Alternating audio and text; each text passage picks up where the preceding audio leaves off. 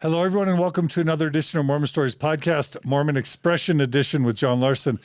I am your host, John DeLynn, and today we are super excited to be covering a topic that I personally requested 5 years ago. No, 2 years ago. How many years ago? I don't know how many years ago it was. Today we're going to be talking about the Reed Smoot Hearings, and I anticipate that it will be as interesting as the... What was it? The Pioneer? What was the one you did, John Larsen, that everybody just freaking went and got over? Billy and Martin Handcart Company one. Do you think I'm overbilling it if I say it might be that good? Maybe that one kind of cuts to the heart. Okay. This one's a little different. We'll get there. Maybe I should underpromise and maybe we can overdeliver. But really quickly, for those who don't know, John Larsen is an amazing Mormon podcast host who for many years ran the Mormon Expression podcast. And once hackers got it and took it down, we were able to work with John to get that archive back up. And so there's 300 plus amazing episodes of content from John Larsen in the Mormon Expression archive that you can find anywhere you get your podcasts, audio based. And we cut a deal with John Larsen that he would come on Mormon Stories Podcast once a month. And it's your donations that make that possible. If you go to mormonstories.org/Mormon Expression, you can become a monthly donor to the John Larsen Project. And yeah, people love John Larsen episodes. I will say that he brings the heat. And so if you don't like the heat, then get out of the John Larsen kitchen. But John Larsen is smart and interesting and a powerful speaker. Welcome back to Mormon Stories, John Larsen. Thanks, John. I've been told I say things that other people don't dare to say. So I'm either stupid or crazy. I don't know. One of the two. But, thanks for the opportunity. My pleasure. And also, normally we have Kara Burrell. Kara is in California live streaming as we speak with Cults to Consciousness and Shalice over there. So we excuse Kara for the month.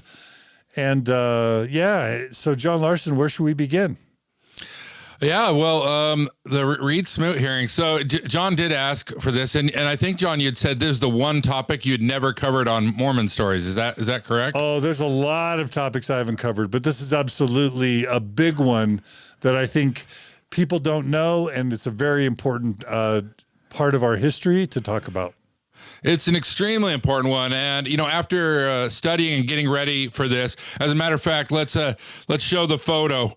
I want you to know my level of service. This is me Friday night at the OSU University of Utah game. There are my my friends who came in town wearing the red. Is that Ben and Jed? That is Ben and Laura. Your pickleball buddies. Ben and Laura.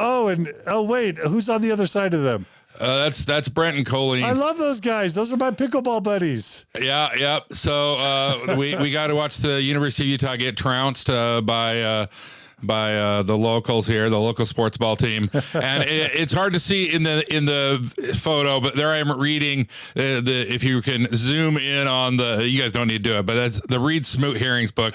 I'm sitting there in the stadium reading Mormon history, so you don't have to. I'm willing to sacrifice myself for the greater good. And I'm going to say your heresy cursed the Utes, because I think the Utes lost that game. Oh, they got trounced, but I think they were playing their fourth string quarterback, right? I think at one point they sent in the drum major to cover. So, it was the Utes were down a lot of injured players. So I think they looked up. I think they looked up in the stands and they said, "Man, if we can't even keep John Larsen's attention, why should we even bother?" That's what. I'm a great big sports ball fan. I was, rooting for my local team to score more points than the other team, while simultaneously holding the other team from scoring points too. I was there. You're a true fan. I can already tell. Yeah. I did the wave, but I didn't stand up. I only did it with my arms. So that's the kind of fair-weathered fan I am. Well, it worked for your team. And if you ask them, I really did bring the book and I really did read it for part of the time, but not most of the time. Okay. Well, you're a good friend, John Larsen. Oh yeah, they're great friends. People coming out to Corvallis. We're stealing them all away. We stole Maven. So have you seen Maven yet? Yeah. She's coming and hung out. And fun. Yeah. So that's half of the dream team here has moved out to Oregon. You're next, John. Julia and Gerardo, and then me. I think that's the order. All right. Well, they're all welcome to come and take a stay. Okay. All right. So Reed Smoot. Any announcements? Or are we going right into Reed Smoot? No announcements in particular. Hey, I have a question. Yeah. So I was mentioning to you pre-show that the combination of this 8 passengers, Ruby, Frankie, Jody Hildebrand story, combined with this Tim Ballard story, has been the biggest month on Mormon stories, bigger than any of the Romney stuff, bigger than, any of those Mormon moments, Prop 8, any of that. It's just been gargantuan. And John Larsen, I don't know if you even know who the 8 passengers were or anything about Ruby, Frankie, and Jody Hildebrand or Tim Ballard, but I want to give you a chance to opine on any of that stuff. Tim Ballard, I know a little bit. I was telling John, I attended a project management conference back in Salt Lake about 7 or 8 years ago, and he was the keynote speaker, and he struck me as being completely full of shit back then, and I thought he should be arrested for what he was doing. And apparently he's well on his way to getting there.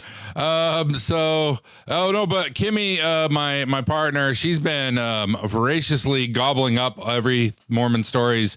You guys have been cranking them out. You're spitting them out one a day, and thank you for doing the Lord's work on this. I will say this to give other people permission. One of the ways I keep my mental health in relationship to the church in check is I don't follow a lot of this stuff very closely. It's not a criticism to those who do. This is a fascinating story, but I am sketchy on the details. So, powerful men do powerful things, and it usually is stuff that makes the rest of us say ick. And in the case of Jody Hildebrand, it was a powerful woman. But Margie reminds me often, it's like, John, are you looking out for the mental health and well-being of your audience? Are you bringing in too much intensity too frequently? And John Larsen, I think you and Margie are on the same page. Well, and they need to meter. I don't know if it's your job to decide on several 100,000 people's mental health. But I will say that the podcasts are forever. You can hit pause anytime. And hey, if you start finding yourself getting worked up, you start finding your blood pressure going up, go take a walk. This stuff is a lot. It's a lot to process. It's a lot to understand. It takes years. It's okay to take your time. There's no hurry. I love it. Yeah, the recordings will be there for when you need them. All right, well, let's jump into the Reed Smoot hearings, John Larsen. All right, let me first, and I always try to do this to reveal my sources. I have primarily 4 sources, 4 books. The first one is called The Mormon Question, Polygamy and Constitutional Conflict in 19th Century America. The second one, The Reed Smoot Hearings, The Investigation of a Mormon Senator and the Transformation of an American Religion. The third was The Mormon Church on Trial, Transcripts of the Reed Smoot Hearings, and Polygamy, a History, if you're only going to read one of those books, read the last one. It's like $10 on Amazon. Well worth it. And then, of course, the official statements in the church and, Wikipedia and whatever else I can magpie in. So if you are really wonky and want to follow up, there's been a lot written on this. And, John, I understand why now nobody has done this. If this were a history class, this is sort of graduate level stuff because, well, it's fascinating, but there are so many threads going on here to try to understand what was happening and why.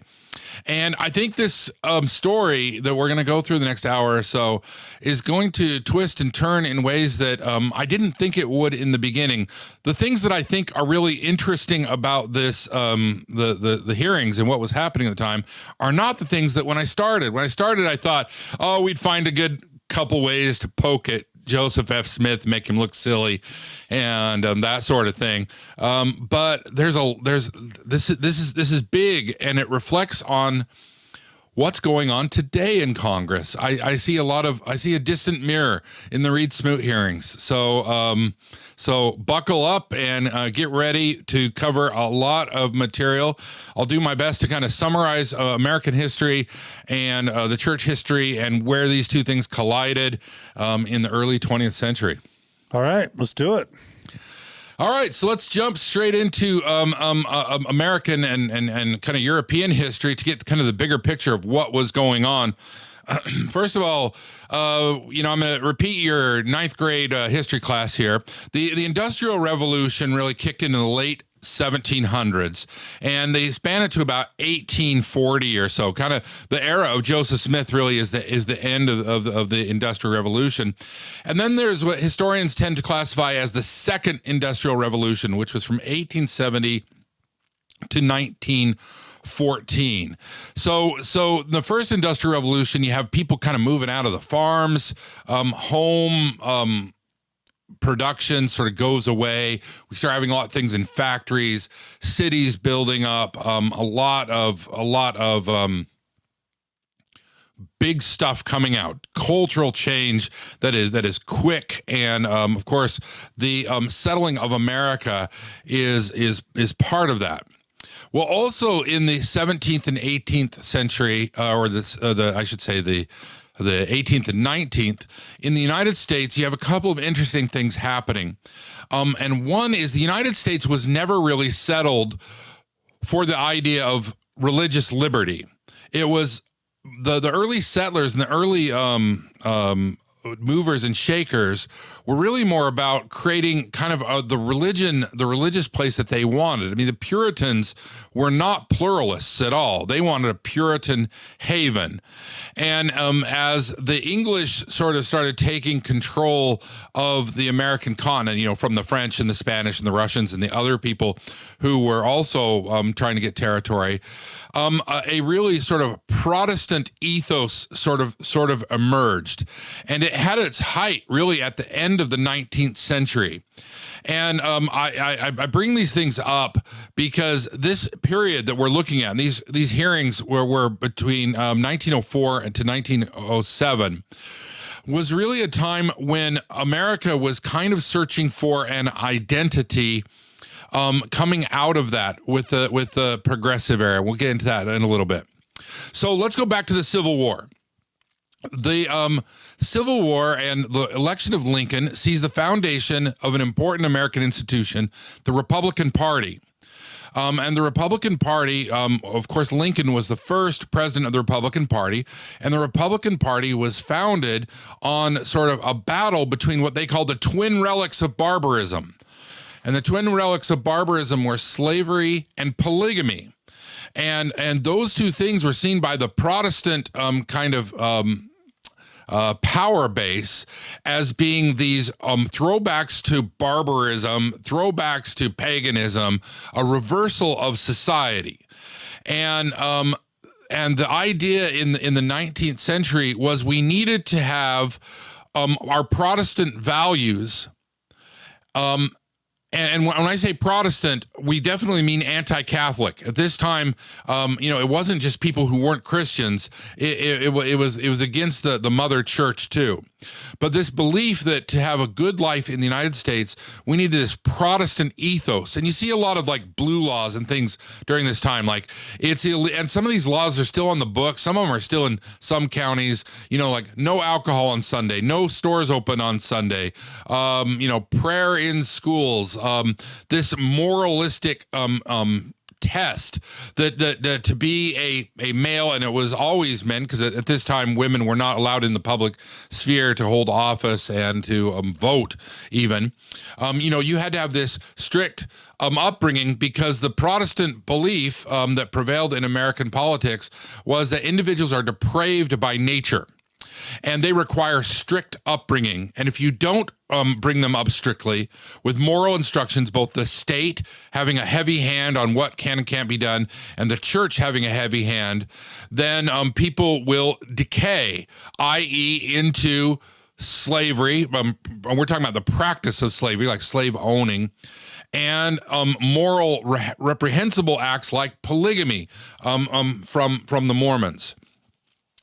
The period from 1890 to 1910 is generally called the Progressive Era.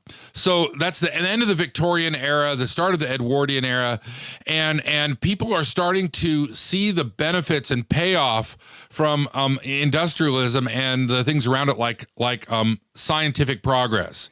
So we start seeing some real progress in society.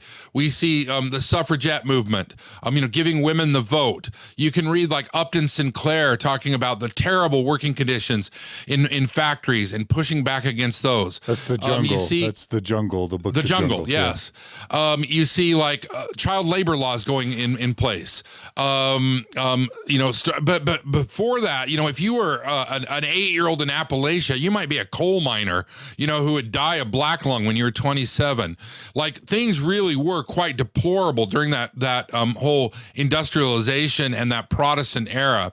And this progressive era wanted to increase pluralism because it was really good for commerce. If you cut your market off and you don't deal with, China or India or other places that are ostensibly non-Christian, or you are constantly treating them as an other that you're waging war on, you're going to limit your markets. So increasingly, money leads to a progressiveness. And this incident of the Reed Smoot hearings happens right in that progressive era. So it is this changing flip in American history as to what's going on and who is allowed at the table. And that question of who is allowed at the table, and this table I'm talking about is political power and the right to govern, that is going to be the key question. And that is what these hearings were all about. Okay. All right. So let's put the U.S. history aside for a second. I kind of want to set the table. Let's do a brief, 5-10 minute history of polygamy in the church. So Joseph Smith, by the admission of, his closest compadres, people like Oliver Cowdery, had his first real affair with Fanny Alger in the 1830s. By 1842, they were secretly practicing polygamy in Nauvoo, and the church leadership. It was really the church leadership where it was limited to, were approaching women on the sly, and they would bring them in, and they would do this thing in pairs. It's really creepy. They do it in pairs. There'd be two men, and they would initiate her into polygamy. Then they would marry, and then they would oftentimes, then go off and consummate said marriage. These women were often already married to other men, or they were single. It was just the gamut. Some of them were really young, some of them were old. It was all over the place. In 1842, it kind of blew open when Bennett was outed, and he and William Smith, the prophet's younger brother, had kind of gone rogue a little bit, according to Smith and others. And then, of course, we have the Nauvoo Expositor, which really blows the top off of it. By 1846, when the Saints are leaving Nauvoo and heading into Omaha territory to winter quarters, it's an open secret. For example, in William Clayton's journals, William Clayton was Joseph Smith's personal secretary, and he kept extensive journals. Great book. You can find his journals. He was prolific. They're available on Amazon, the Journals of William Clayton. They're a fascinating read. But they were openly sporting around their second and third wives by the time the Saints were leaving to head to Salt Lake City. So although it's still a secret and the church denied it publicly up until 1856, when they had they had a fireside or something. They're up in the hills, and they announced publicly that that polygamy was now the practice. So the missionaries and the apostles who would go out and talk to newspapers or go out and proselyte, they had orders to lie about it until 1856 or so. What happens next is in 1857, we have two big incidents that get a lot of national press. One is the assassination of Parley P. Pratt. Parley P. Pratt had married a woman who had left her husband to join the church. And as was practice at the time, she had not obtained an actual divorce from her husband. he was not happy about this, and he chased Parley P. Pratt down and murdered him in Arkansas or somewhere. I can't remember where it happened. Yeah, it was. And then it was in Arkansas. the fall, it was Arkansas. In the fall of 1857, September 11th, of course, notoriously, that's when Mountain Meadows Massacre happened. A brutal attack by the Mormons on the Fancher Wagon Party. They basically killed everybody who was over 7, 8 years old. Everyone, women, children, 10-year-olds, 11-year-olds. And then they kind of pile their bodies up on the plains to feed to the coyotes or whatever. It was a difficult section of Mormon history. Well, that got the attention of everybody.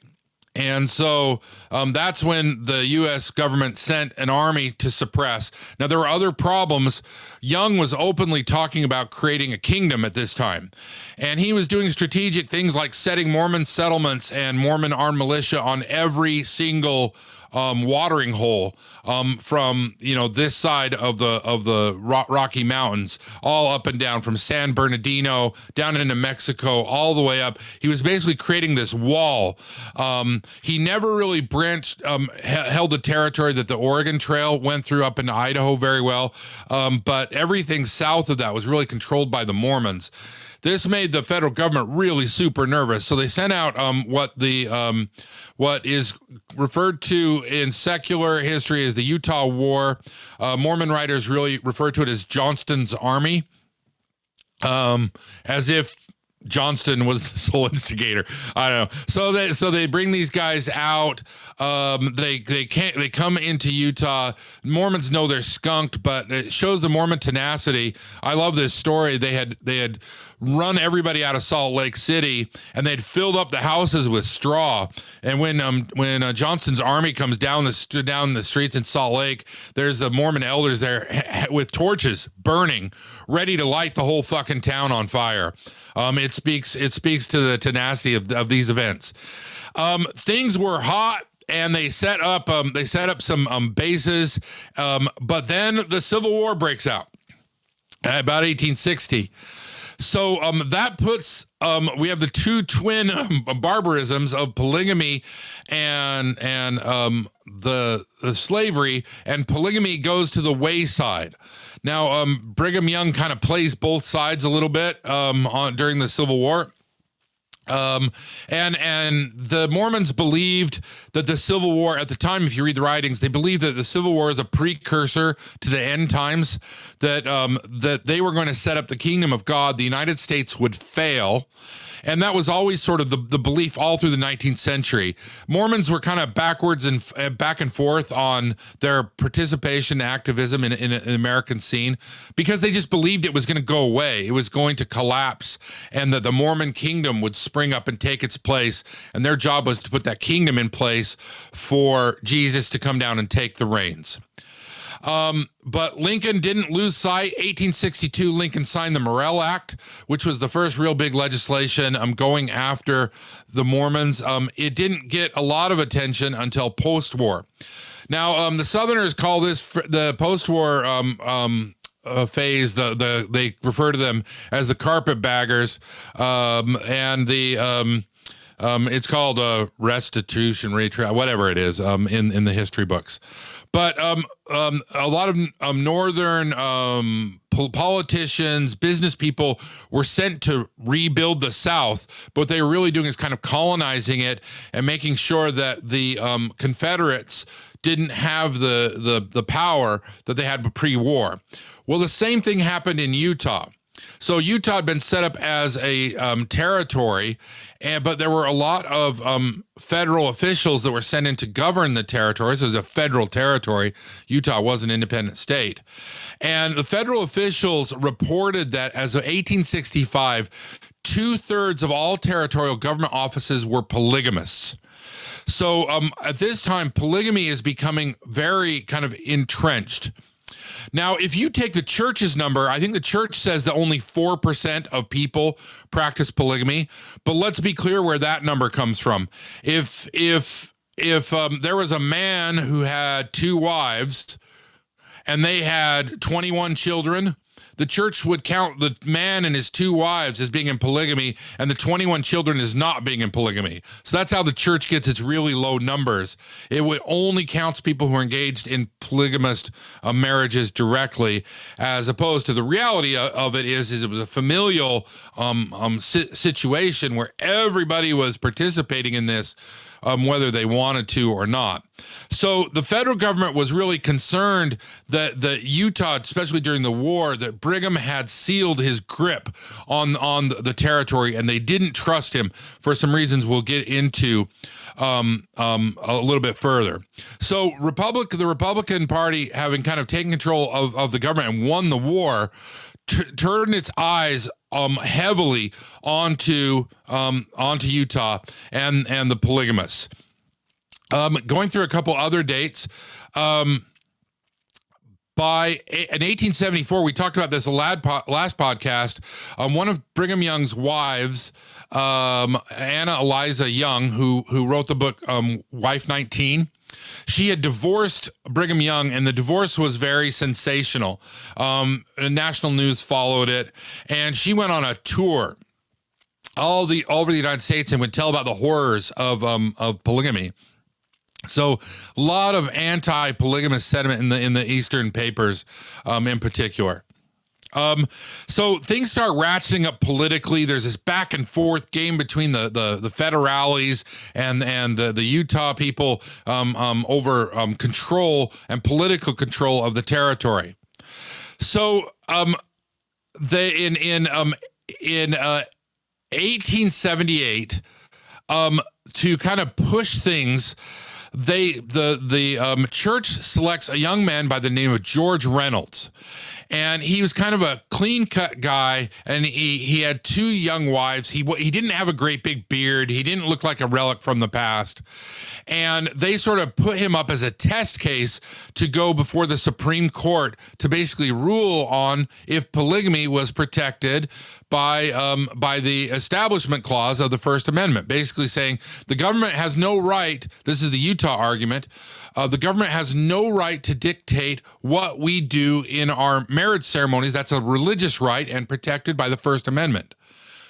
An argument which I will point out in 2008, the church completely 180'd on with Prop 8, and the church said that the state does have an interest in deciding who and what can get married in the church's campaign against gay marriage, which backfired on them spectacularly.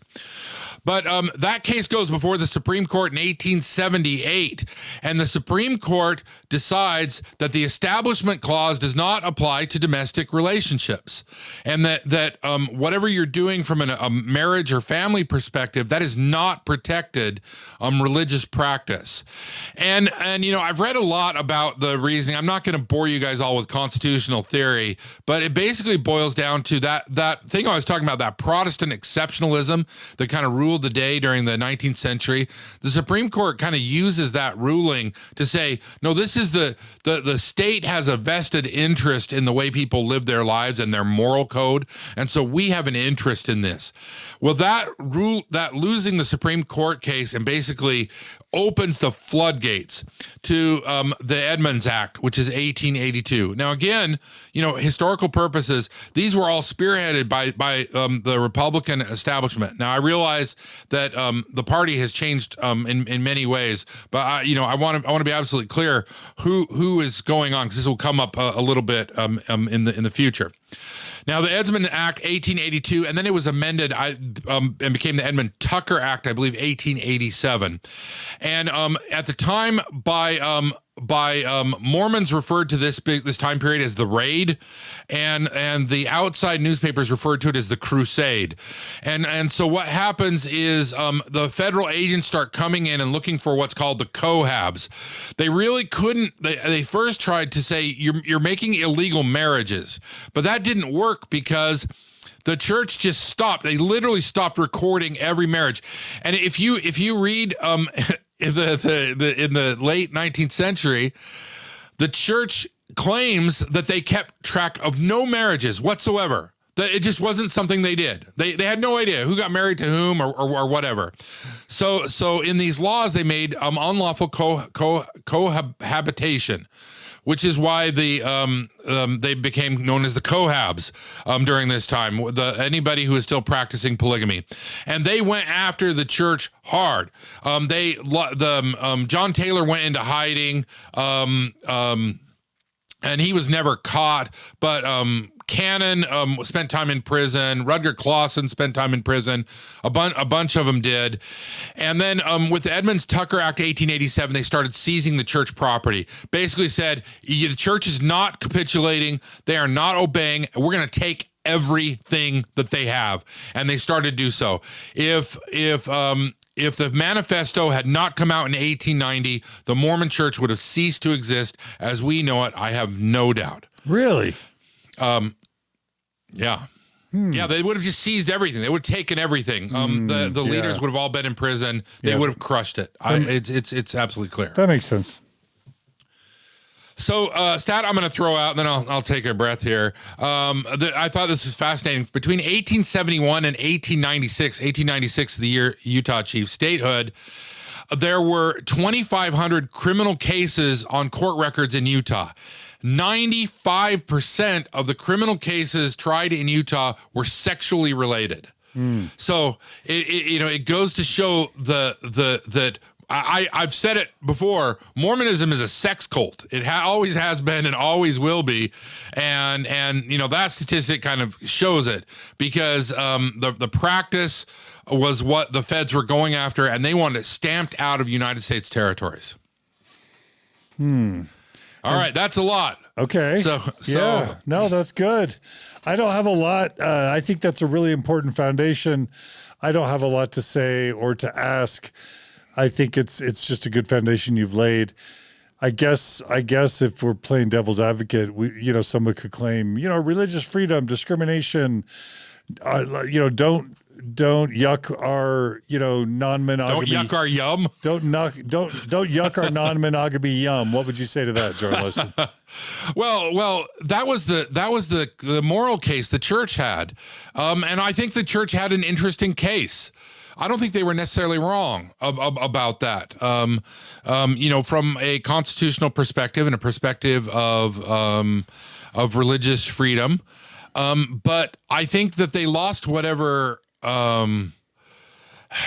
political points they had won in the 19th century. They lost when they reversed it to go after the gays.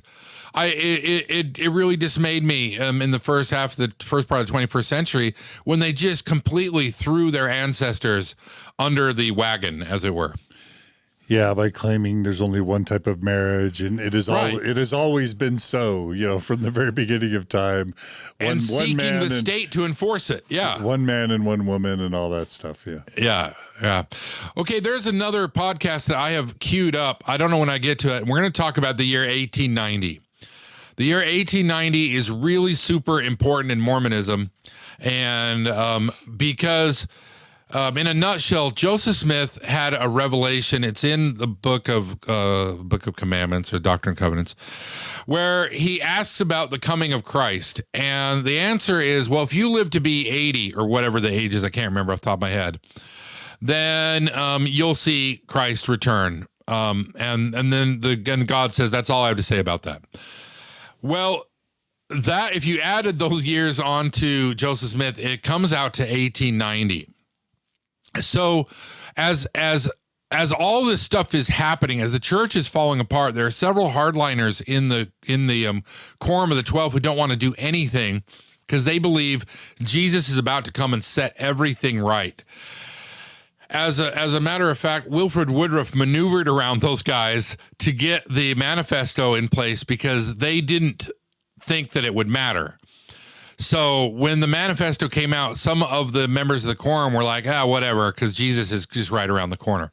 So the manifesto gets published in 1891, and it's in your scriptures right now. It basically condemns the practice of polygamy or stops the practice of polygamy without actually condemning the practice of polygamy. And there's a lot of scholarship that's been spent on a nuanced parsing of Manifesto 1 and Manifesto 2. But the manifesto was important for Utah saying, we give up. We're leaving polygamy behind. We want to be part of this bigger pluralism, and we want to join the rest of the world, and we're willing to walk away from that.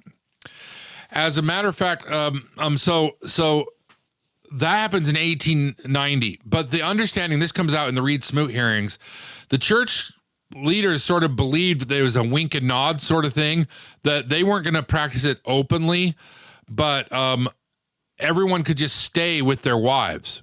And this becomes a big point because Joseph F. Smith fathered 11 children from 5 different women after 1890, and that comes out in the hearings. Now there's another political. We have to keep coming back to politics here. In 1895, there is a political manifesto that is done that basically the church says no officer of the church can run for office unless they have the approval of the first presidency. Unless they have the approval of the. I don't think it was the first presidency at that point. It was just the approval of the church. I can't remember who exactly they needed. Well, the majority of the 12 at this time were already Republicans, but there were 2 noted Democrats. One was Moses Thatcher, who was a member of the Quorum of the 12, and there was B.H. Roberts. Moses Thatcher didn't like this at all, and they tried to strong-arm these 2 guys into signing the manifesto that said you had to have the permission of church leadership. Moses Thatcher refused to sign, and he was kicked out of the Quorum of the 12.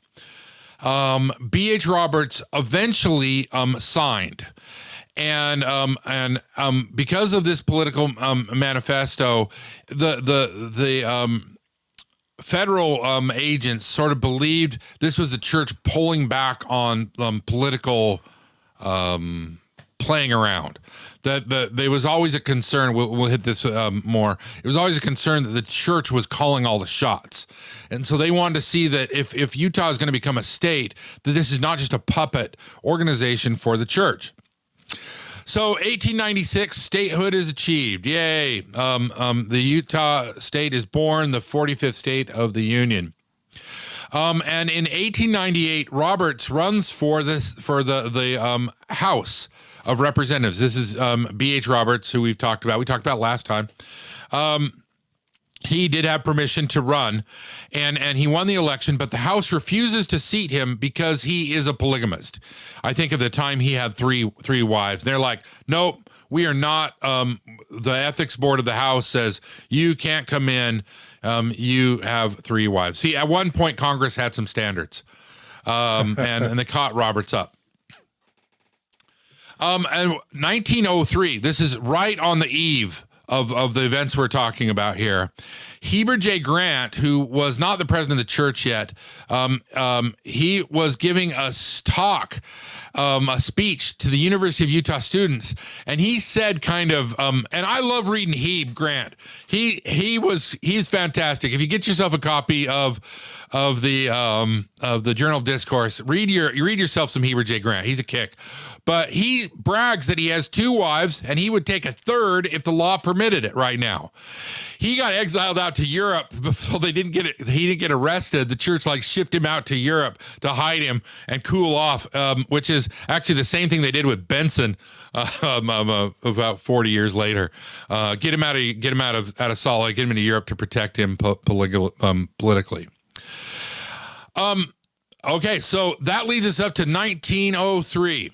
Now, at this time, senators were not put in place by the Electoral College. They were put in place by the local state legislature. The Constitution was amended to change that, but in the early days of the Union, the states elected their senators directly or appointed them. It was an election of the state senators. And so Abraham Smoot, Reed Smoot, was chosen. And now Reed Smoot was a member of the Quorum of the 12 Apostles. And so he went to the powers that be and say that he wanted to run. Now let's talk about who Reed Smoot was for a minute. Reed Smoot was the son of Abraham Smoot, who I slipped and said a minute ago. Anybody who's been to BYU will recognize the name Abraham Smoot because that's the administrative building is named after the Smoot administrative building. The ASB. The ASB, yes. He was the second mayor of Salt Lake City, Abraham was, and then he went down to Provo, where he became the stake president of Provo for like 27 years. And stake presidents at the time were were more powerful than they are now. They held a lot of economic power also. And he was the first president of the board of trustees at BYU, which is why he's, kind of honored there. And he was a polygamist. In fact, Reed was the son of his fifth wife, of Abraham's fifth wife. At the time in the church, in the late 19th century and early 20th century, when the members of the Quorum of the 12 had sons, the firstborn son of the Quorum of the 12 was usually put into the Quorum of the 12. So it was patrilineal for a long time. So when you study the members of the Quorum of the 12 in the modern church, you'll see a lot of sons of former church leaders. And Reed Smoot was one of those. He was a successful businessman. And Reed Smoot sort of embodied this transition of time, this progressive era that I was talking about. He was put into the Quorum of the 12 by Lorenzo Snow, and Lorenzo Snow fully embraced a new liberalism and believed in science.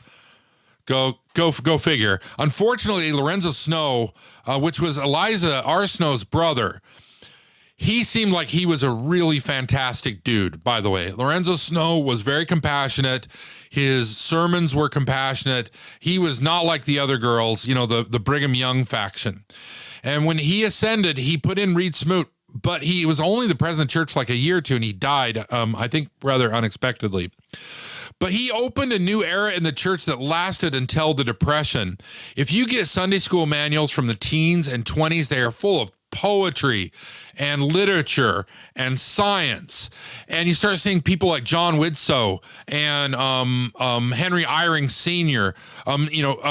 People who brought science to the Henry Eyring Sr. was a 70, I think. So was John Widsoe, and they brought a new era of looking at Mormon doctrine through the lens of kind of a more modern thing.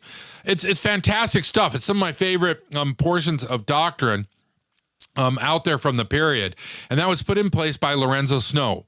So we have the polygamy is ostensibly supposed to be ended 1890, and before that point, being a polygamist was a litmus test for being in the leadership of the church. You could not ascend high positions. And there's journal entries and stories and speeches where there were people they wanted to get into higher positions of the church, but they refused to take plural wives. So they said, you can't be in the 12, you can't be in the 70 unless you're a polygamist. This started transitioning during this period, and Reed Smoot was not a polygamist. He never was, and he only had one wife. He was also had a lot of business acumen like his father. The other transition we start seeing at this point during this progressive age, kind of 1890 to 1910, in the church, it's following the same pattern we're seeing in the United States. The chokehold that religion had on everything during the 19th century was starting to fade. And what we see is that prior to this era in Utah, it's the theologians, the religious guys who are controlling the state. And we transitioned to the more American way of doing things, that it was the businessmen controlling the state. But the businessmen who were sons of general authorities, so they kind of were inside the inside rail. There's a podcast waiting out there, research on all of the inner all the nepotism in the church. It's enormous. It's huge. I can't keep track of it all. But Reed Smoot had business acumen and was loyal to the church. He was a monogamist, and he had served progressively in the church. So Lorenzo Snow recognized him and put him in the quorum. So when Reed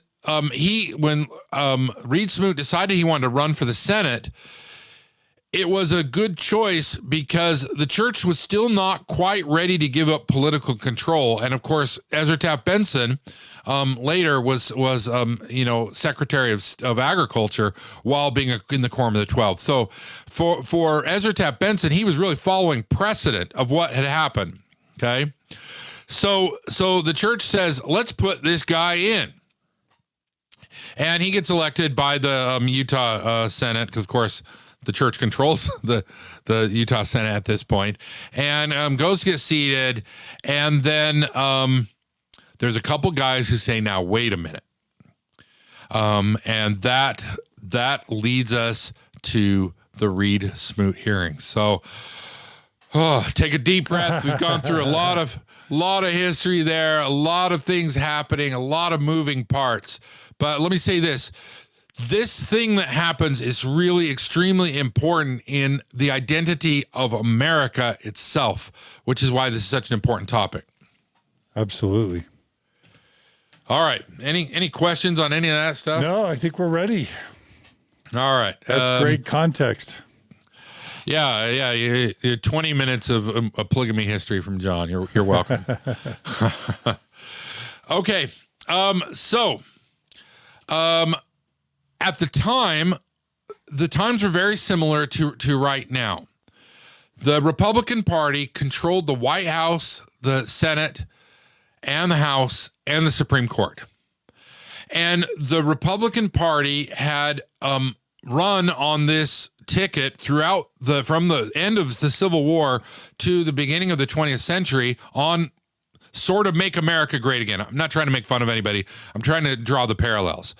That they wanted to get rid of progressive elements, and they wanted to return back to that Protestant view of the church, of the state, I mean. And so the Republican Party is sort of trying to find a new identity.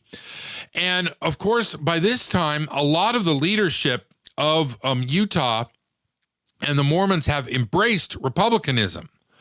So Reed Smoot is a Republican, and he gets seated into a Republican Senate with a Republican majority. But there were some of the Republican senators who didn't like polygamy, and they didn't like some other elements. There were basically three big issues, and a fourth one I'm going to add as a kicker. First of all, it hadn't been that long. Polygamy was still considered a pariah, and there were these whispers that polygamy was still being practiced in Utah. That when the accusation was that the manifesto was a blatant lie, that they were still marrying women, they were still trafficking women, and it was just all under the hood. An accusation which, of course, was true. Although the grip of polygamy was starting to fade at this time. The polygamists did not have as much power at this time as they had, say, in the 1860s, 1870s. That was the first big complaint that gets litigated in the Reed Smoot hearings. The second one is church and state. This sort of goes along with, I mentioned Upton Sinclair and like the jungle, the antitrust laws, because you remember 1870s, 1880s, you have the railroad barons and Standard Oil and these robber barons who were getting hugely rich. Again, a parallel to our time, where you have these few industrialists who are just sucking up so much of the collective wealth, and the quality of life of the working class is tanking. So at this time, you start seeing a pushback on that. So as some of the more progressives are looking at the church, they see the church as potentially pulling the strings behind the government. That, yeah, we're putting in people who are no longer church authorities into these positions, but the second accusation was the church is still calling all the shots. A question that's still open today. The third one was basically the primacy of the church over government. This sounds a little bit like the other one, but the belief among the prosecutors of the Reed Smoot was that Mormons were loyal to the church above and beyond their loyalty to the federal government. which is exactly what Brigham Young, who was ordained king of the world, Joseph Smith, who was ordained king of the world, and John Taylor, who was ordained king of the world, believed. Brigham Young made no pretense that he was setting up the kingdom of God and that he was the steward to hand it off to Jesus Christ. And of course, there's enough people going in and out of Utah that this stuff is out. Rutger Clausen, who was convicted, he was also kind of what the brethren did is they picked certain general authorities to go get prosecuted and put into the territorial prison, and Rutger Clausen is one of those. And he said in his hearing that when the laws of this country come in conflict with the laws of God, I will always choose the laws of God, to paraphrase. And these guys down in Congress, in the Senate, they knew that he had said this. And then there's another element in the temple. Let's talk about the oath of vengeance. So after Joseph Smith died, they added, they were always tinkering with the temple, but they added this, which is, you and each of you do covenant and promise that you will pray and never cease to pray to Almighty God to avenge the blood of the prophets upon this nation, and that you will teach the same to your children and to your children's children unto the third and fourth generation. That was still in the temple when these things happen. So the prosecuting senators and their lawyers are like, color me skeptical. And the oath of vengeance does come up in the hearings. It's one of the things they deal with. So I just gave you two instances there where the federal government had good cause to believe that the church still viewed itself as above the federal government and not subjected to federalism and to the state. Now, remember, that's what the Civil War was about, or in part is about many things, but this whole states' rights. Do states have the right to pull away from the Union? Of course. So I don't sound racist. The reason they wanted to pull away is because they wanted to practice slavery and keep dominating, African Americans the way they had. But it was fought over the idea that they cannot withdraw from the Union, that the Union can enforce itself. And same way with Utah, that Utah cannot set its own theocratic state. It is now part of the Union, and what the Union says goes. So those three issues, polygamy, church and state, and the primacy of the church were what was really litigated during these hearings. And then there was the other one that I kind of alluded to was the Protestants. The Protestants did not like the Mormons at all. They considered them other, they considered them barbaric, they considered them animals. And the question was, are we going to expand the tent to let Mormons into the Republican Party, let Mormons into the federal government, and have a legitimate seat here? That sets the stage for the hearings that begin in 1903. Okay. I'm dying to know whether it was really morality and principles that guided what I'm anticipating to be is the opposition versus just pure money or power, or even bigotry. But I guess you'll tell us. That's a really big question. During when the Protestants really had a lot of control. And of course, this is an important thing because there are a lot of people, especially on the right, who want to go back to this. But wherever there was big pockets of this Protestant waspy American power, there was always tons of prostitution and other things like that. So I look at this skeptically. I'm not a Christian, and I don't look at Christian history very favorably. I don't think you are who you think you are. And when we look through this showy sort of, you don't have two wives who you take care of and walk to church with. You have one wife and three mistresses who you put up, and then you visit the brothels after Congress. So their morality was a very public-facing morality, and and back facing. It was a very Epstein sort of morality that's still with us. So the idea that these guys were somehow morally superior to the Mormons, I don't buy it. But they really, had that show of pretense, and they did a lot of pearl clutching about polygamy in this thing. Okay. All right. Well, that gives us a preview anyway. Okay, so the hearings span about, I think it's like 3,000 pages, and I will admit to you, I did not read all of them. Mm-hmm. They bring all sorts of people on stage, and we're going to really focus on Joseph F. Smith because that's who the spotlight was on. But I want to say that the hearings had established that Matthias Cowley, Heber J. Grant, John Henry Smith. So Matthias Cowley, member of the 12, Heber J. Grant, member of the 12. John Henry Smith was the patriarch of the church. George Teasdale was, I think, in the 12. He might have been a 70, though. And John W. Taylor were in the 12, had all practiced post-manifesto polygamy in some form or the other. So this thing did actually crack open and prove that the church was lying about post-manifesto polygamy, that the highest echelons were, in fact, marrying people. Oftentimes, it became underground. Sometimes they did it in homes. Most often they did it in Canada or in Mexico in the colonies.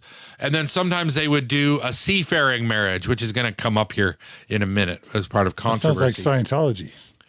Yes, it's like they're all reading from the same playbook, no? Matthias Cowley and John W. Taylor were both excommunicated over this in 1907 because they refused to capitulate. They thought that polygamy was eternal. And in fact, Richard Lyman was excommunicated in 1946, I think. He was stooping his secretary, got caught in bed with her. He later claimed that they had actually been married, polygamous, and the two wives. Who knows? Who knows if he was just having an affair or if they had, but so there we have evidence of a member of the Quorum of the 12 practicing polygamy in secret up until in the 40s. So these accusations not without some merit. Okay, so let's talk about Joseph F. Smith. Joseph F. Smith kicks the thing off, and he submits himself to 5 days of testimony. Now, both he and Smoot had tried to do the same thing. Smoot had put in his written testimony, and Smoot had tried to set himself up as making it about him. He was trying to avoid that the hearings would go into the practice of the church. Now, the lawyer for the Smoot hearings, Taylor, he really wanted to, he was going after those two other points that the church controls the Mormons, and the Mormons do what the church tells them to do. So you might come and say, well, I'm not the church. I'm just a dude who happens to be a member of the church, and I'm here. But the lawyers would say, no, you've committed to them in the temple. You've told them you'll do whatever they say. We're not buying that you're independent. So Joseph F. Smith, as I was reading about this, there are some mixed descriptions. People who are antagonistic towards Joseph F. Smith tend to describe him as being kind of mousy and small during these things, that he looked out of place. Now, he had a ZZ Top beard when he did this, going down to his belly button. And he wore homespun, like he looked like a yokel. So we're in Washington D.C., kind of in the Edwardian era. Like it's rich. It's the Gilded Age. It's garish. Like people are wearing expensive clothing and silks and all this stuff. And this guy comes back from the hinterland and wearing a suit that his wife had sewn. So he looked kind of like a whimsical figure, and Americans in the press kind of had a heyday with that. He looked like he was from a different time and a different place. But the faithful accounts of this, and one of the sources we have is George Q. Cannon took copious notes. We also have the congressional stenographers. This is going to be important because there's a big argument that comes up about a comma here in a little bit. But they describe him as being an orator. Now he was Joseph F. Smith. I've read his writings. I've never heard a recording of him. I don't know if there's a recording of F. Smith, but those guys were in the tabernacle without without amplification. They knew how to project their voice. They knew how to rock a room, right? And this is a guy who has been in the inner circles of the church since he was born. And he spoke and wrote as somebody having huge authority. And so some accounts, we don't have any recordings from this because it's too early in time for that, but some accounts make him sound bold and the others make him sound mousy. I'll leave it to you. John and I are going to do a dramatic reading now. John, do you have the I do. I have a dramatic reading right here. Okay. So, I got to get to my book here because my eyes aren't so great anymore. So this is from the very first day of testimony here. And what you'll see here is now you can get a public domain copy of the congressional hearings. That's out there. It's like on archive.org, but it is the original congressional. It's like, it's a little bit hard to read. So we're reading from Paulos's book where they took and transcribed these and made them easier to read. So I took a picture this afternoon of those and sent them to John. And John, I'm probably going to ask you to repeat a tiny bit. So this is in Washington, D.C., in one of these congressional buildings, traditional hearing where they're all like up on some big council-like stand and the witnesses are down at some table. They wouldn't have microphones at the time, but and the senators, there's probably they're split across party lines. Is it Whigs? Is it Republicans? Is it Democrats? And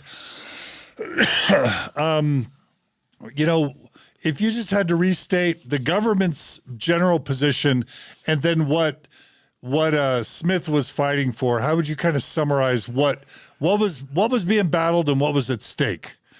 Well, great question to reset. So again, remember that the Republicans control the government, and this is a Republican nominee. So they could have just rubber stamped him, but there were a few Republican holdouts that didn't like the idea of a Mormon being seated in the Senate. They didn't want that at all, and one of the ringleaders was a guy named Julius Caesar Barrow, I think.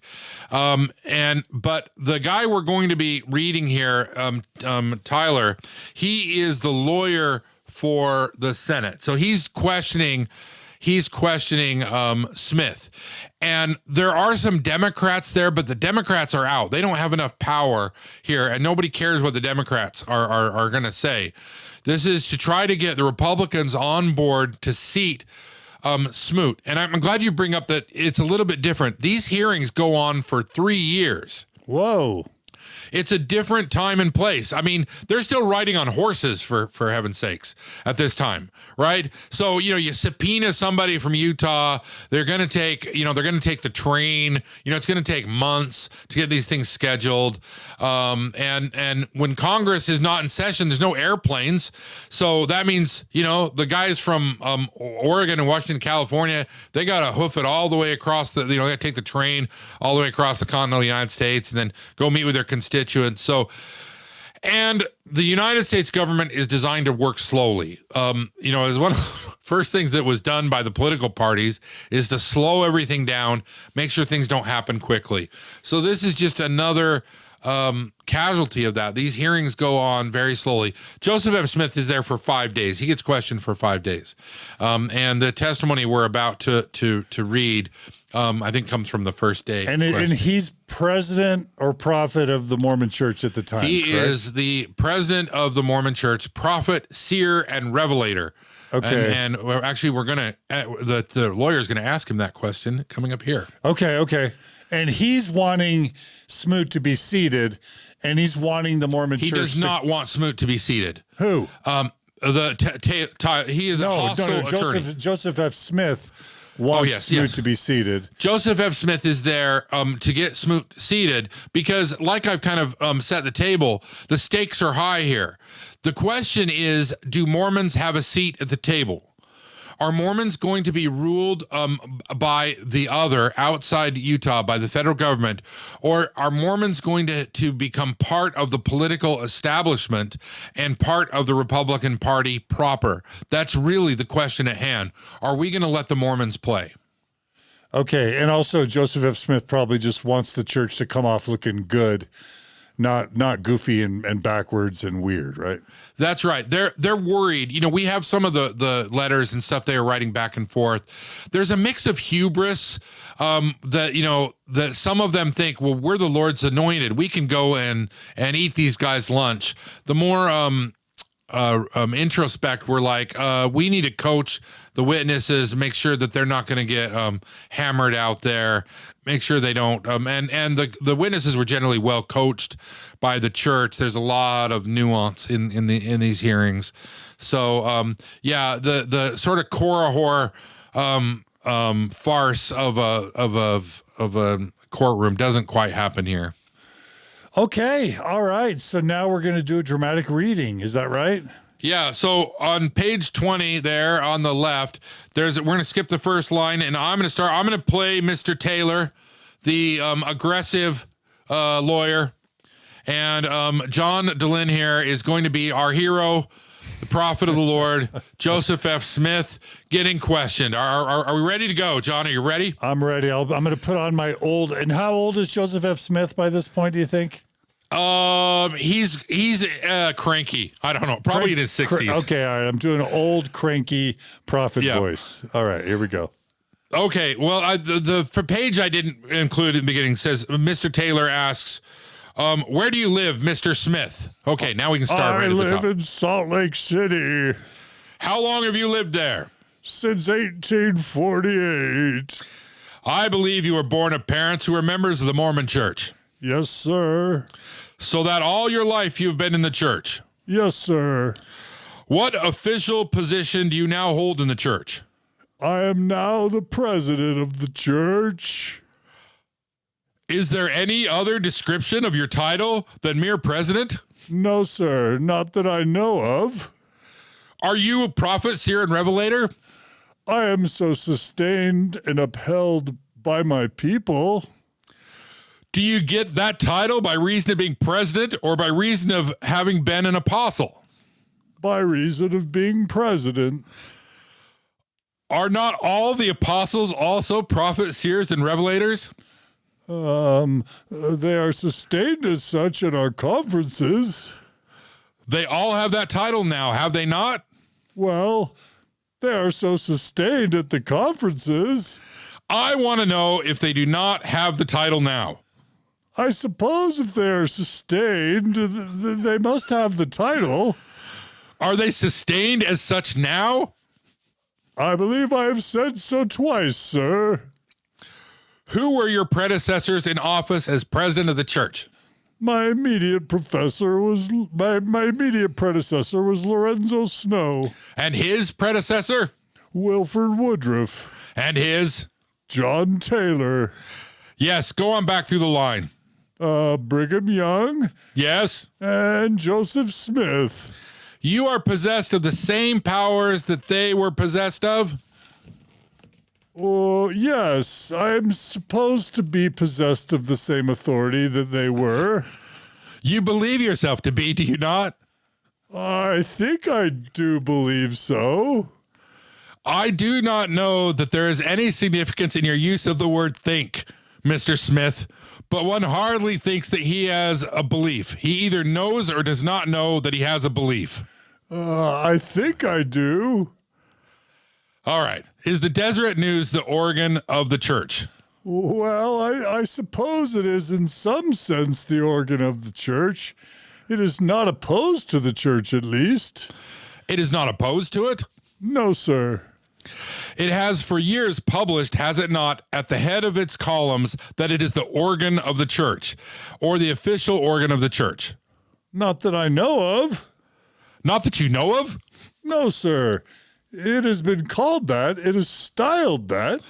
it is styled that, but you do not recall ever having seen at the head of any page or on any page or in a conspicuous place in the Deseret News the statement that it was the organ of the church or the official organ of the church? I do not recall that I ever saw it. You read the paper regularly, do you? As much as I have time to read it. I can appreciate now the significance of that answer. How long have you been reading the Deseret News? I think it was started in 1851 or 1852, somewhere along there. I believe it was established somewhere along the early 50s, and I've read it more or less ever since. Do you know who owns it? How is that? Do you know who owns it? I know who owns the building that it's in. Who owns the building in which it is published? The church. The church? Okay, wait, I'm looking to see yes, sir. All right, that's enough. Thank you, John. Barbara, well done. Thank you, John Larsen. All right, so that was about 10 minutes. It goes on for 5 days like that. Man, super evasive. I mean, super evasive, right?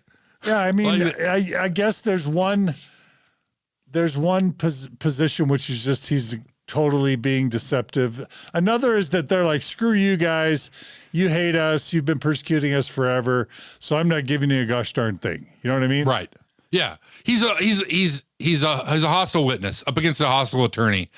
And you know, generally speaking, he holds his own. I've heard ex-Mormons sort of characterize him as a doting old fool when he's there. He's clearly not that. He knows what he's doing. He knows what he's knows what he's saying. But it's just this push and pull to try to. It's like talking to my teenagers, right? It's like trying to get the basic facts out of things. It's just really hard. There's times he's very, very open. That they question him about his children, and I think I mentioned earlier that he had fathered 11 children from 5 women. And what's funny is they go on for about a page because he says, well, I've had at least 2 kids from each of the women. And then they're like, well, there's 11 kids. So one of them had 3, right? And he's like, I guess so. But you know, they just crank all that stuff out. But you know, he's like, they're my wives. I go stay with them. I'm not trying to make a show of it. I'm not trying to be, put it in people's face, but I still take care of them. They're my family. So he does speak with a boldness and certainty sometimes, but there's times that he kind of just does that sort of stuff. All right, there's 3 particular areas I want to focus on in there.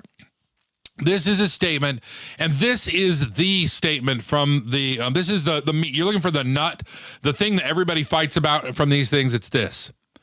There has never been, since the manifesto, to my knowledge, a plural marriage performed in accordance with the understanding, instruction, conveyance, counsel, or permission of the presiding authorities of the church or of the church in any shape or form.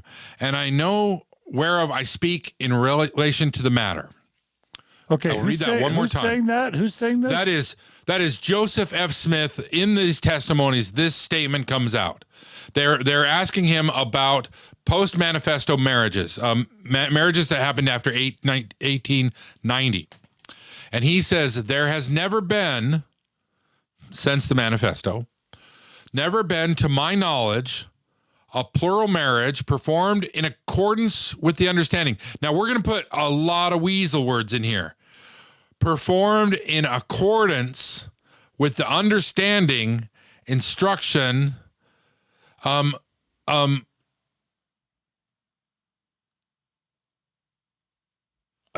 froze because it's conveyance, counsel, or permission of the presiding authorities of the church or of the church. All right, let me read those again. Understanding, instruction, conveyance, counsel, or permission of the presiding authorities of the church or of the church in any shape or form, and I know whereof I speak in relation to the matter. Now, here's the nut of the issue. When he says, or permission of the presiding authorities of the church, that is a bald-faced lie, and he knows it. But he says the presiding authority of the church, comma, or of the church. The apologists have been arguing that he didn't mean to say presiding authorities of the church. And when he says or, he is correcting himself. And what he does over and over and over in this is he separates the leadership of the church, the 15, the 12, and the president of the church from the church itself.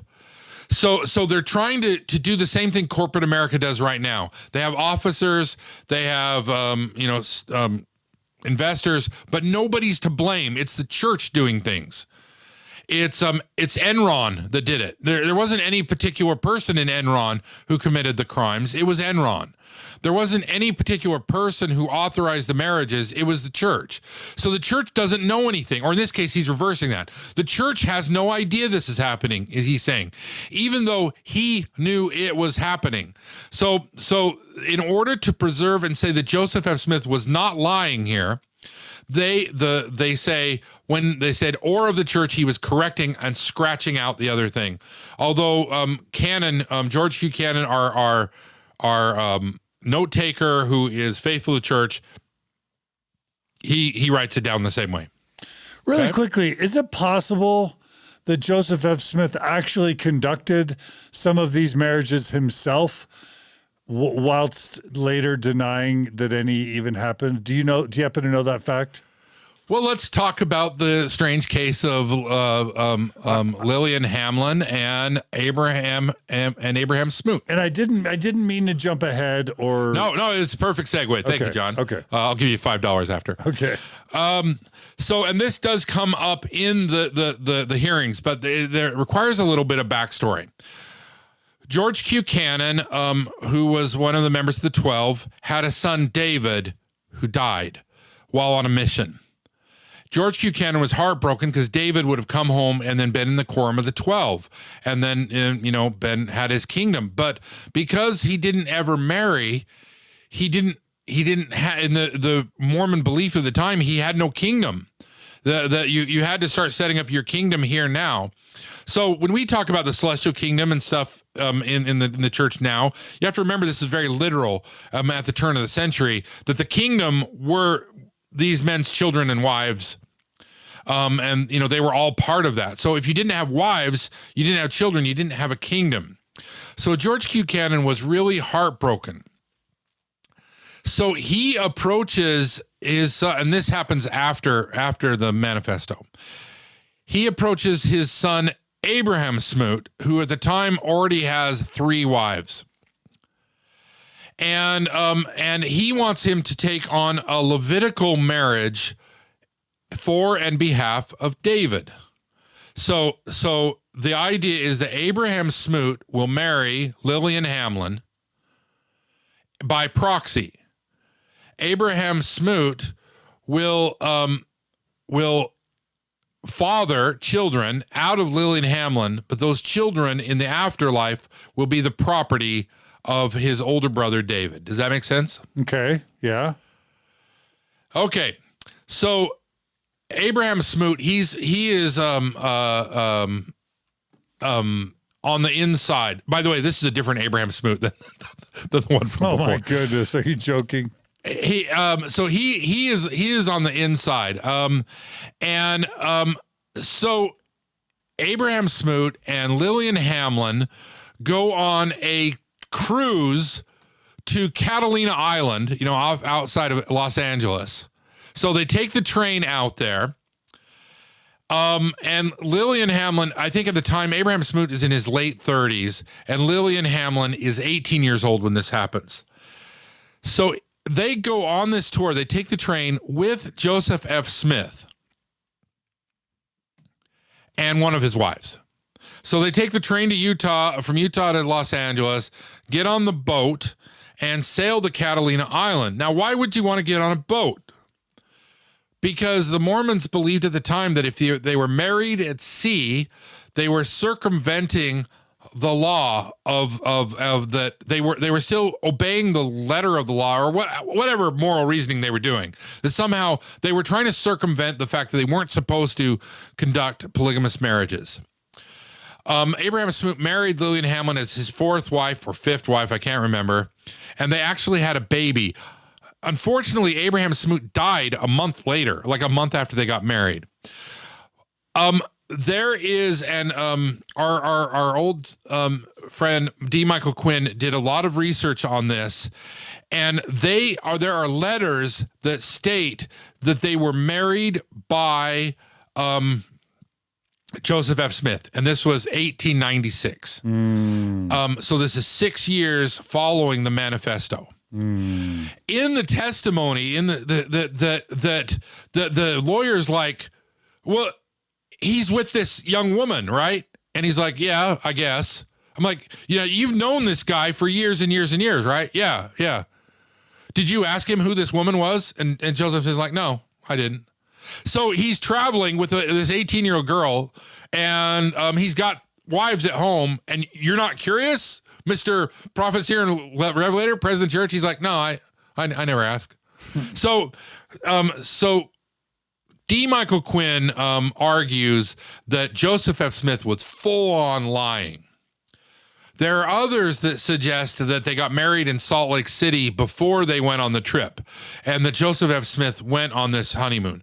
But it strains credulity to believe that Joseph F. Smith did not know what was going on when you have this young woman there, who's really too young to have been married before, or even if you don't take the age into account, that he knew this person and he knew that she wasn't his wife a month ago, right? And now he was traveling, the four of them as companions, and Joseph F. Smith says he was not curious in the least bit as to why Abraham Smoot was traveling with this young woman. Not super credible. Not super credible. Yeah. And, and it happens whenever you have a corporation. The CEO makes it sound like they have no idea what's going on anywhere in the organization at all. So that was one of the second big controversies of the Reed Smoot hearing. The third one, basically he's just lying and saying there's no post-manifesto polygamy, when not only we all know that it carried on for another 10 to 20 years to the point where the church had to issue a second, and I heard even a third manifesto. Yep. But also he maybe was even conducting them himself. Well, great question. And several other apostles were too. Let's clarify. Joseph F. Smith never denies that there was post-manifesto polygamy. Okay. What he denies is that he had any knowledge of it. Okay. And he denies that the church was doing it. And that was that first big complicated quote I shared with you. I see. That if these guys were doing it, they were doing it on their own, not in the auspice of the church. The church had no knowledge. The church was innocent. He was innocent. But he evasively never answers the question, really, of did he know these things were happening? Got it. Okay, then the next quote. This is a quote by Joseph F. Smith from the Smoot hearings. I have never pretended to, nor do I profess to have received revelations. I never said I had a revelation except so far as God has shown to me the so-called Mormonism is God's divine truth. That is all. So that's a big one. That's the one that I've heard, that he admits that he's never received a revelation, right? Yes. And he gives this there's a series of questions about, are the members of the Quorum of the 12 appointed by revelation? And he's very clear. He says the first ones were, but after that, it was all just procedural. And he really makes the distinction. He refuses to actually say that things were divine. So he keeps going back into this sort of still small voice, kind of like he's implementing here. And he's kind of evasive when they ask. He's like, well, I just know when I feel it, I know it. But he never gives any kind of mechanism. And then this one, of course, I'll read it one more time. I've never pretended to, nor do I profess to have received revelations. I've said I never said I had a revelation except so far as God has shown to me the so-called Mormonism is God's divine truth. That is all. Yeah, that's pretty significant. It's significant. And, I'm reminded of Hinckley. And the way these guys talk to the faithful versus how they talk to the world. Pay attention to how they talk to the world. And what have I said before here? If you want to know what somebody believes, ask their lawyers. If you want to know what these guys really believe, see what they say under testimony, not what they say in conference, not what they say in super secret firesides that only special people are invited to, not what they say in the Holy of Holies. What do they say when the spotlights are on, when the cameras are on, when the microphones are hot? And it's always like this. Okay. Yeah, and why do you think, I mean, why, this is obvious, why do you think he was lying about polygamy? And then why do you think he was lying about, telling the U.S. Senate that he wasn't receiving revelations when he would go back to Salt Lake and tell the members that he was? Why wouldn't he just say, of course I receive revelations, and yeah, we do some polygamy here and there? Go take each one separately. It's a good question. He was trying to protect the church, clearly. He's trying to plead for relevance and significance in the modern world. And he wanted his cake and wanted to eat it too. He wanted to preserve what the church had, the political influence, the money.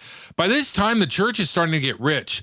When I did my tours of Salt Lake City, during this time, like 1907, 1904, a lot of the high rises that are still the old ones that are still in Salt Lake were built during this time. Salt Lake had, and this comes out in the testimonies that had become a railroad hub and an important hub of the West, and a lot of economic growth. Mining ventures were going crazy. There was a lot of speculation. So the church had a lot of money and power at this time that needed to be preserved. And I think Joseph F. Smith lived through it all. He had seen the Edmund Tucker Act lock up the brethren, start seizing property, send people into hiding. So I think there's some evasiveness that is self-preserving. But also, I mean, if you cut to the heart of it, he's an honest man. Even though we're catching him lying, I don't think Joseph F. Smith is a liar. And I think he's cornered, and that's what gets him to lie. I think he's being honest here. He doesn't receive revelation because there is no revelation. He feels that Mormonism is God's divine truth, and he's finally cornered by lawyers and has to admit the truth, and that's that he just operates on emotion, which I think is pretty apparent when you just watch the church. Yeah. So you think he's more likely to be honest with Gentiles than he is with his own people? I mean, that's a really interesting thought. Wow. that a Mormon prophet is inclined to be more honest with non-Mormons away from the church without the scrutiny of the membership than they are with the actual membership, especially when they're all, I mean, this is crazy, especially when they're all congregated together in a general conference. It's almost like the more active, faithful, believing Mormons that are around, the less honest the leaders are going to be. Is that fair? I mean, or is that not fair? I think it's a great observation. And the question is why? Why do we treat? I don't know. The parallel that comes to mind is like somebody who's having an affair. They might love their spouse that they're cheating on, but they're lying either by deception or outright. And, a friend that they drink beer with down at the local pub might be more forthcoming with that friend, because they don't gain anything from the lie. But lie is kind of a harsh word here, because I look at the world and I see most people are caught up in some kind of religious belief that is demonstrably not true from my perspective.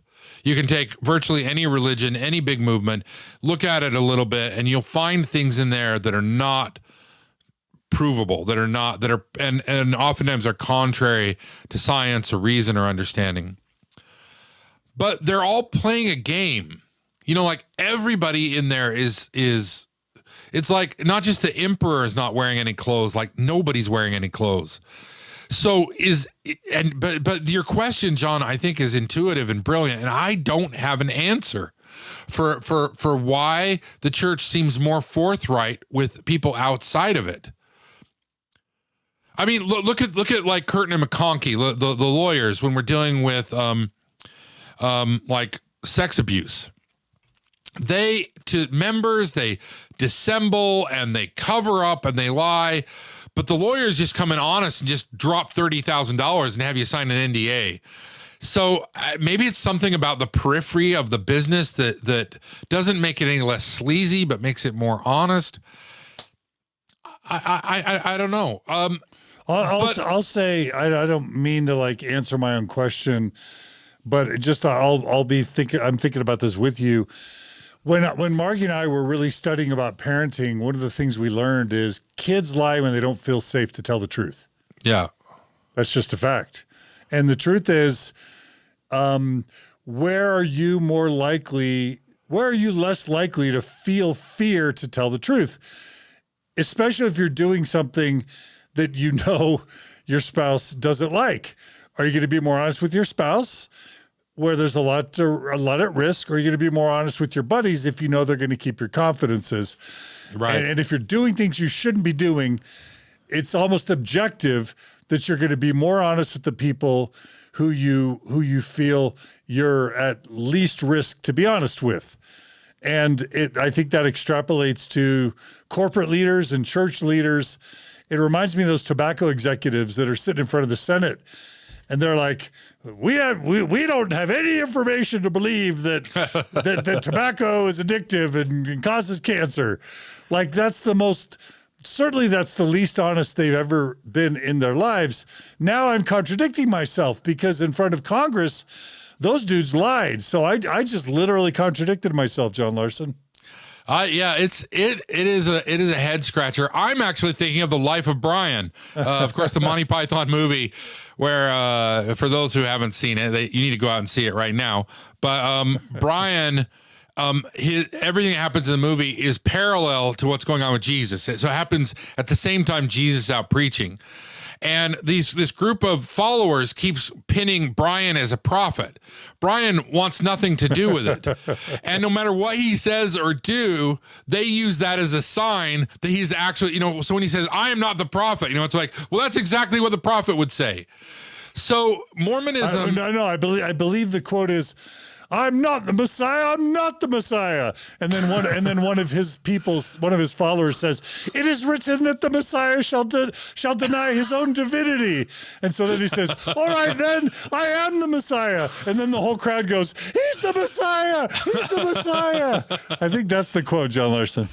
It sounds right to me. But, Mormonism for Joseph F. Smith is his life. He was the child of the brother of Joseph Smith, of Hiram, right?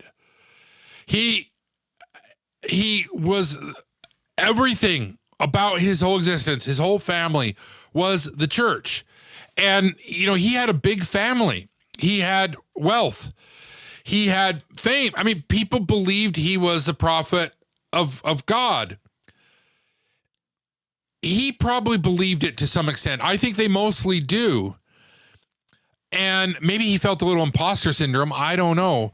But it's like a mutual lying society. That's why I keep using the word lie, but I'm chastising myself for doing it.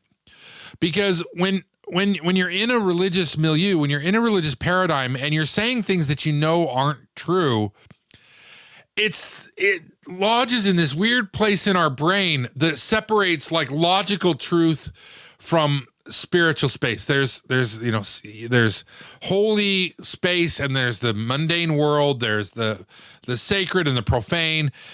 And when he's speaking with the mantle of a prophet, he's in a sacred space. And it's a very human thing to do. We can't pin this on the Mormons. What's going on here happens to every religious movement. This is human psychology. This isn't some flaw of the Mormons to have this inside speak, outside speak. Yeah.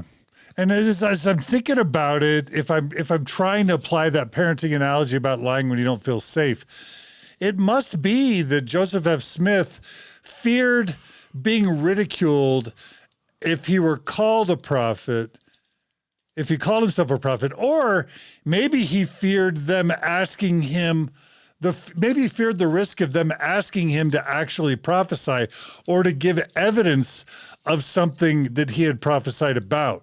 So either he feared being mocked and understood to be a fool, or he feared their attempt at getting him to prove his claim. And the risk of that seemed greater than just admitting, what he probably knew to be true. And maybe he just never felt like it would get back. And so maybe he felt like the risk of it getting back all the way to Salt Lake City, which if Salt Lake City is a bubble now, I can't imagine what the bubble was like in the early, pre-1910, right?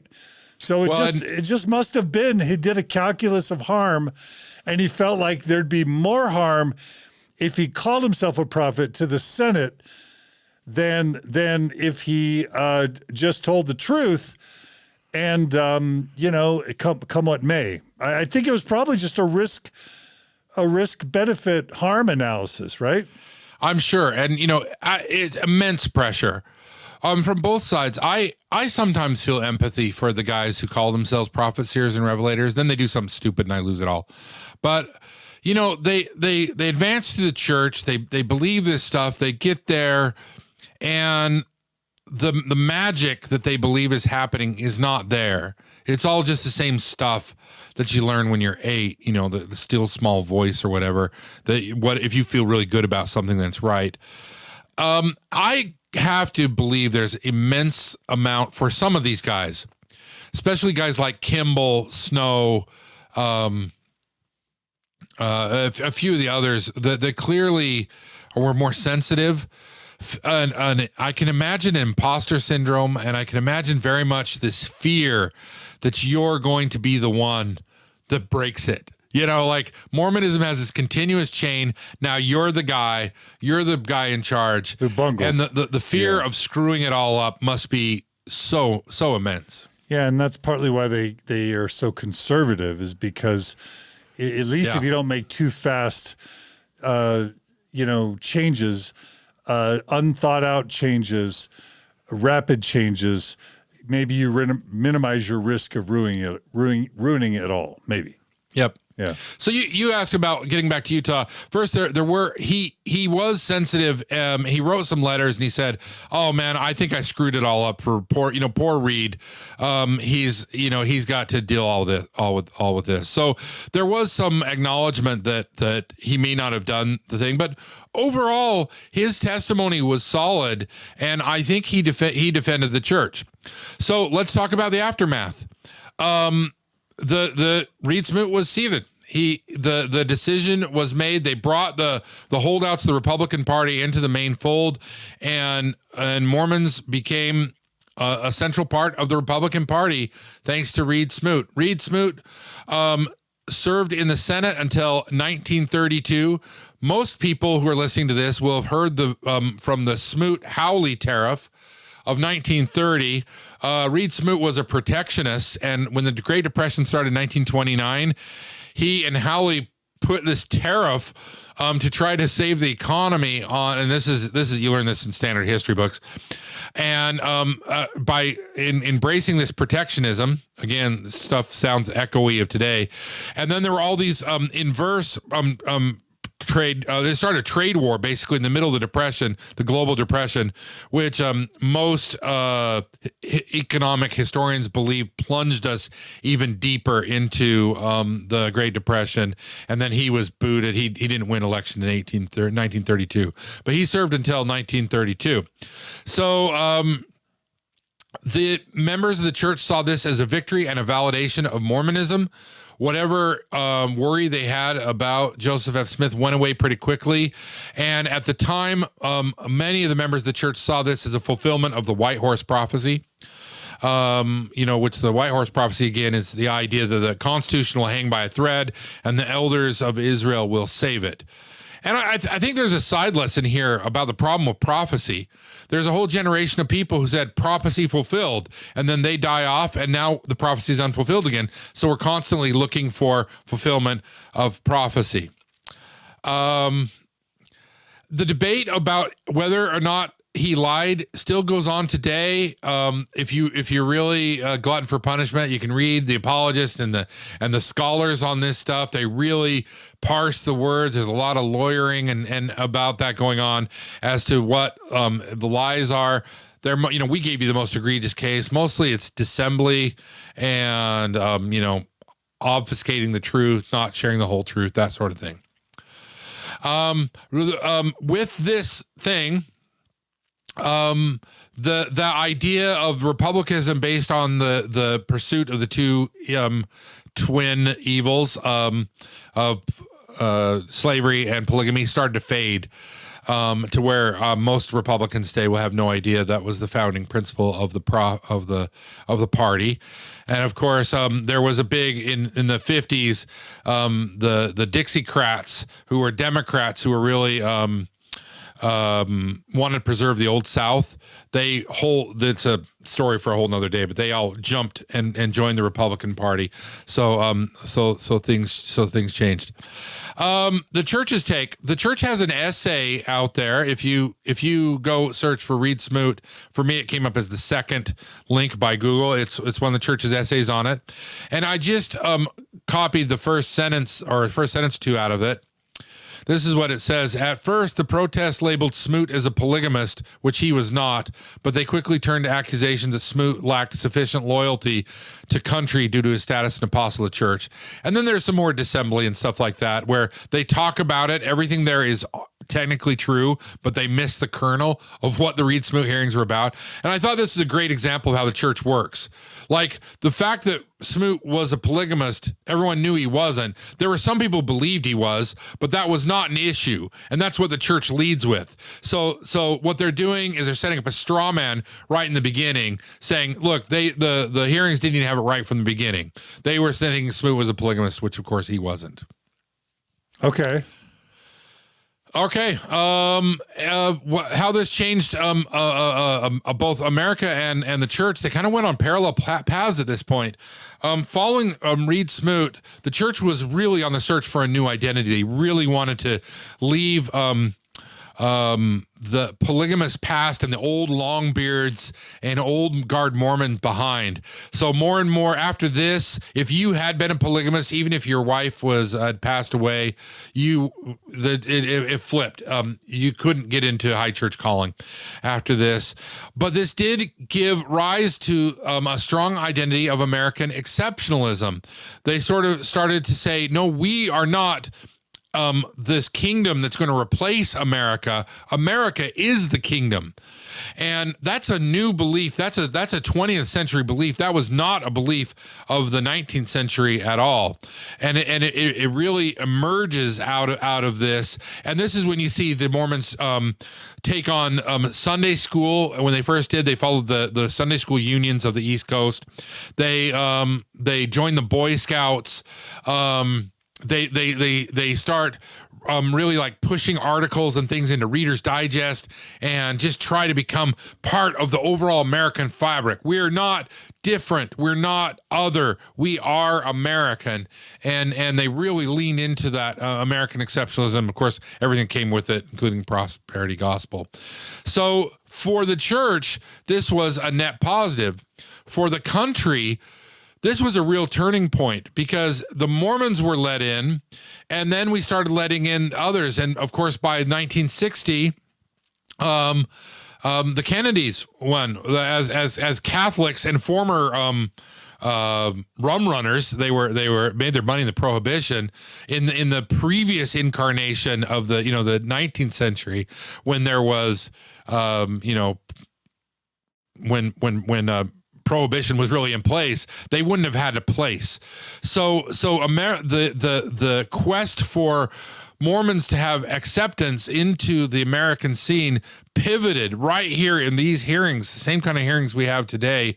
And they became part of it, and America started to embrace a more pluralistic view of religion, and that is still being fought out today. The central questions of conservatism today, the Make America Great, are: do we go back to the 19th century when Protestantism ruled and we had prayer in schools and people were judged by their loyalty to the church, and no one could get in office. They weren't also active in church. Is to go back to a day before Reed Smoot. And Reed Smoot sort of changed all that. So it is extremely important in American history. Yeah, and if we had to, I mean, it sounds like you could say Joseph F. Smith rocked it. He convinced them, he sold it, and they liked him, and he, you know, was it viewed as a wild success, and was he heralded as a inspired great man? Yeah. They had a member of the 12.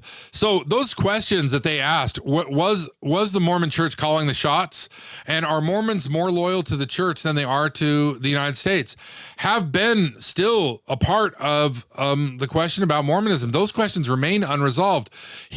By every sense of the word, the Mormons won this one. Most Mormons know nothing negative about Reed Smoot Hearings, if they know anything at all.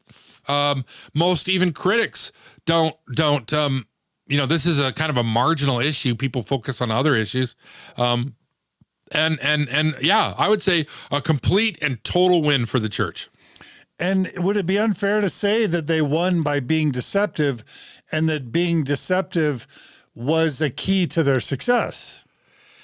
Yes, but I don't think they were any more deceptive than anybody else appearing before Congress, right? You know, you get all the lawyers throwing their mud back and forth at each other. This is sort of garden level. This isn't perjury. This is garden level deception that runs Washington. So, I mean, let's not hold the church out too much for the kind of answers they're given. You hear this in every single hearing. Go watch any congressional hearing, and it'll make you mad because of this sort of avoidance and skepticism and pretending to not know anything. They're playing out of the same handbook of all of American politics. So this is just normal human behavior, basically. The Mormon story is the human story. It is. And what's interesting about this, although there are interesting things as a critic of the church, that Joseph F. Smith basically admits that he doesn't see Jesus Christ and there's no special thing. But the Mormons really aren't that much different than everybody else. That Mormons have the same place at the table that others do is the story, from this weird cult that was burning wagons and engaging in open warfare, murdering wagon parties in the mid 19th century to what it became in the 20th century. It is really the tale of how a cult becomes legitimized. I would say Mormonism ceased to be kind of a cult in the traditional sense at Reed Smoot. And that what it became is the new modern model for harmful and religions, following the same playbook of the Scientologists and the Moonies and others that are really heavily lawyered up and fight things out in the courts. That's the way the church goes now. It's not God's prophet fighting God's fight. It's Kurt and McConkie. All right. Well, I think that was a really important part of our history, John Larsen, and as always, you didn't disappoint. You delivered a really important couple hours of understanding Mormon history, especially the kind of stuff that we should know but didn't. It's fascinating. Mormon history, I say this over and over again, I'm known mostly as a critic of the church, but Mormon history and the history of, our people and what they went through is fascinating in and of itself and worthy of inquiry. And I think us always trying to divide it into two camps and say, who was lying, who was telling the truth, all that kind of stuff. It's a fairly interesting question, but it's not the most interesting question. Like, how did we get here? How did the Mormons conquer the West? And this is a key element to that. And these are fascinating things to read about, and are still our strange relationship with polygamy, that we haven't quite figured that one out. This is an important saga in that. But I do want to ask, I ask myself a question all the time, and I use this as a gut check, to say, am I wrong? Is the church true? And I've just got it wrong. So I always ask myself, there's a theory of Mormonism, right? And for Mormons, that theory is that this is God's true and anointed church, and there's divine revelation, and this is a restoration of his will and his ordinances, and God wants us all to subject ourselves to the Mormon church, pay tithing, do the ordinances so that we may get heaven. That's one theory of human existence. The other theory is that this is just a human endeavor. This is just one more attempt by human beings to try to bridge the gap between the inexplicable and what it means to be human. So the question I ask myself is, which theory makes more sense? Having gone through all this, and you can read the transcripts of the Reed Smoot hearing, ask yourself the question, does all of the goings on in here make more sense if Joseph F. Smith is the true living prophet of God, with the only man on the earth to have the authority to act in his name, or he's just another guy running another organization? And I say, no matter how many of these podcasts I record, no how many times I look at Mormonism, the second one always has more explanative power. It always makes more sense to me when I filter Mormonism through the idea that it is not divine, that it is a human institution. It always makes more sense that way, that because if you say it's divine, then you've got all these caveats. Like, why was he lying? Why was he not forthcoming? Why did he not just with boldness declare that he's the prophet of God? Why all the dissembly? Why all the attorneys? But if you say he's just a man, then it makes perfect sense. Yeah, it's kind of the Occam's razor. It's the simplest answer. All right. So I do want to tease next month. Yeah. Next month, we're doing the devil. More of we're taking on old Nick himself, the Satan in Mormon theology. Oh yeah, and I'm guessing I'm guessing you're going to say that he's real, he lives, and that we should beware and watch out and stay faithful. We're going to see what exactly the Mormons believe about the devil. A more complicated question than might appear at first blush. So that's my special Halloween episode. So we'll look at the devil. All right, John Larsen. Well, thank you so much for today. I loved it. And I want to thank everyone who donates to the Mormon Expression Project to make it possible. We lose donors every month. And John Larsen's Mormon Expression Project has, lost a few. It's still going strong, but we really would love any of you who are new to the show, who love John Larsen and want to see him stay on Mormon Stories Monthly, and Kara Burrell when she's able. Please go to mormonstories.org/Mormon Expression, become a monthly donor to this campaign, and we'll keep John Larsen on for a good long time. And also, John Larsen, so in addition to doing that, John Larsen, can you plug your farm and the other stuff that you like to plug? Yeah, and I need to put out a thanks. We have, if you go to johnlarsen.org, you can find a link there to the little store, the Amazon store, or I think there's a link from Mormon Stories too. In lieu of money donations, we have our little farm here. I have to work a regular job to make ends meet. So people donate all sorts of wonderful little things to us, like hose stops and soaker hoses and things that have made my life so much easier. In terms of this summer, we were able to automate the watering on most everything. And I've had people get stuff for the chickens. The chickens have swings and xylophones that have come from the listeners. I even had a very generous person buy me an electric lawnmower, something that, I wouldn't have been able to afford, but a big riding one, or? Well, no, just a push one, but so as we're trying to move away from gasoline, our little farm is really about sustainability and finding how to grow more of your own food and take care of some of your own needs in a smaller scale. And we've got a great community out here of people that I've been connecting with, and people that we've been helping, and people who've helped me.